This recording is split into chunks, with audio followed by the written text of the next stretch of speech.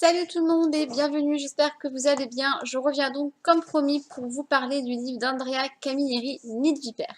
Alors pour moi c'était une découverte d'auteur, donc j'avais l'impression d'être un ovni dans la stratosphère quand j'ai parlé du commissaire Montalbano, puisqu'apparemment ce monsieur est très connu dans son pays. Il a un immense succès et sur mon groupe, on en a parlé, ça a fait beaucoup de débats. Mais je vous expliquerai tout ça ensuite. Je vais d'abord vous parler vraiment de l'histoire du livre. Et donc, elle commence justement avec ce commissaire Montalbano qui, malgré sa longue expérience en terre sicilienne, doit reconnaître qu'il n'a jamais été confronté à une affaire telle que celle qui arrive dans l'histoire, puisque nous avons un homme qui est mort 2 fois. Qui est cet homme? C'est Barletta, un affairiste détesté, un usurier qui a ruiné plein de personnes, et c'est en plus de tout ça un don juan compulsif qui n'hésite pas à recourir au chantage pour parvenir à toutes ses fins libidineuses.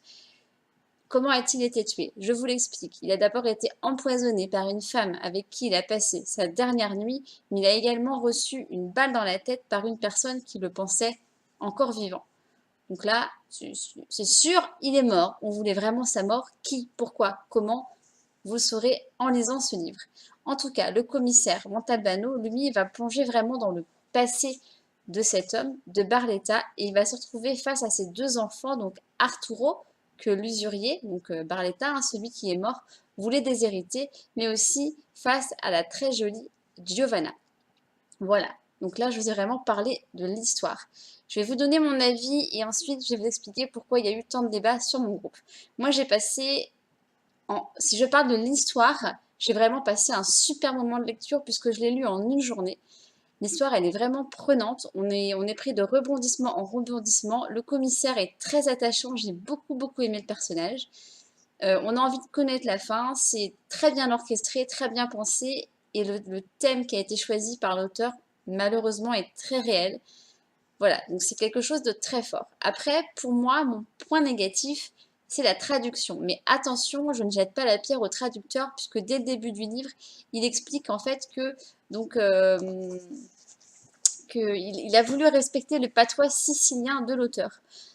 Alors, moi personnellement, dans les dialogues, ça me dérange pas, ça peut être rigolo d'imaginer comment parlent les Siciliens. Après, dans le récit, ça m'a un petit peu plus dérangé. Mais en même temps, je me mets à la place du traducteur. C'est comme si que nous, en France, on avait un auteur ch'ti qui écrivait un livre et que durant tout le livre, il ne parlait que en ch'ti.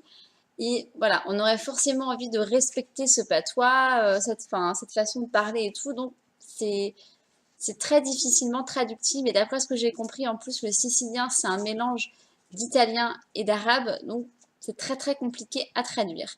Et donc ça a fait beaucoup de débats puisque quand j'ai lancé mon post, j'en ai parlé, j'ai mis une photo d'une page euh, où il y avait justement un dialogue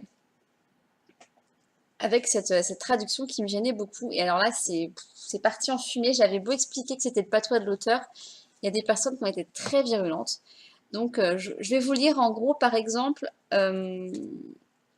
le commissaire demande au docteur de lui envoyer quelque chose et l'autre lui répond il est ne se trouvant pas sur les lieux.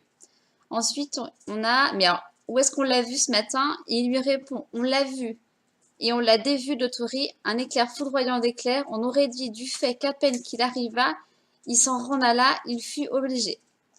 Donc là, c'est des dialogues. Personnellement, au début, ça m'a perturbée, mais en avançant dans le livre, c'est très comique, c'est vraiment drôle, c'est sympa à lire. Après, par contre, dans un petit passage, je vais vous lire une toute petite phrase. Catarella tripota les touches et à un certain moment s'éleva la voix excitée d'une femme plus jeune qui téléphona parce qu'elle était en train d'assister à un viol flagrant. Donc en fait, on ne dit pas téléphoner mais téléphoner, on ne dit pas penser mais pincer, on ne dit pas demanda mais à demanda, on ne dit pas hôpitaux mais pito. Voilà, donc c'est plein de petits mots comme ça qui, moi personnellement, comme je vous l'ai dit, ont perturbé ma lecture, mais attention, ne l'ont absolument pas gâché. Je ne regrette pas d'avoir découvert ce livre. Mais je vous mets juste en garde, il faut le savoir, mais je vous conseille fortement, tout comme moi, de réussir à passer au-delà de ça, parce que l'histoire, elle est vraiment géniale. Voilà. Et apparemment, il a beaucoup de fans, cet auteur. Moi, je l'ai découvert et je n'hésiterai pas à en relire. Et très honnêtement, au final, à la fin, je ne sais pas si vous allez voir, je m'amusais à entourer en rose, par exemple, ici, dès que je trouvais ces petits mots en traduction, voilà, ces petits mots un petit peu atypiques, on va dire, entre guillemets.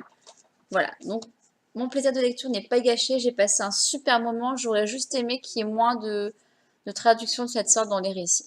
Voilà, en gros, c'est ça. Si vous l'avez lu, si vous connaissez cet auteur, si vous avez déjà lu des livres de cet auteur, où bah, forcément on retrouve le même problème, entre guillemets, de traduction, n'hésitez pas à m'en parler sous la vidéo et à me dire, vous, est-ce que ça vous perturbe ou non pour la lecture, enfin, ce que vous en pensez. Voilà, ce sera donc tout pour aujourd'hui. Je vous invite, comme d'habitude, à liker ma vidéo, à la partager autour de vous et à vous abonner à ma chaîne si le cœur vous en dit. Et vous pouvez toujours me suivre sur Facebook, Twitter et Instagram. Je mettrai des liens en description. Et je reviendrai très vite, je pense, vous parler de ma lecture en cours, La Chambre des Merveilles. Pardon, super bouquin, je suis prise dès le début dedans. Voilà, et bien en attendant, je vous dis à bientôt. Je vous souhaite toujours de très bonnes lectures. Salut!